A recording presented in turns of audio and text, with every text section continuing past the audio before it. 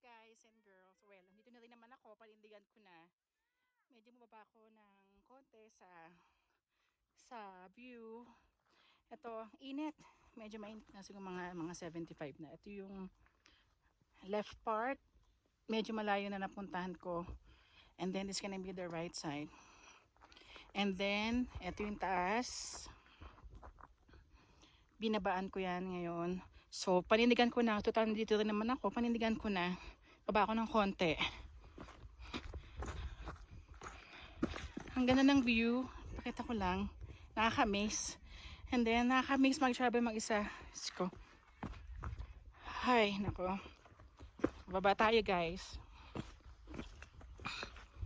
Medyo kabado kasi hindi naman ako hiker eh. Swimmer ako, taga-sisid ako, guys. Char! Okay. Ang cute lang kasi ng view. Ang cute ng damo. Medyo color light green.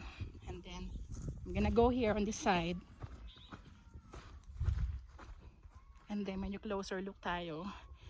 Ang ganda, nakaka-amaze. So, i-recommend ko siya sa mga mahilig mag-hiking dyan. Sa mahilig mamundok, mag-explore. I would recommend this place talagang cool. And then, medyo mataas na naabutan ko. And then, here we go. See you Bryce Canyon tomorrow.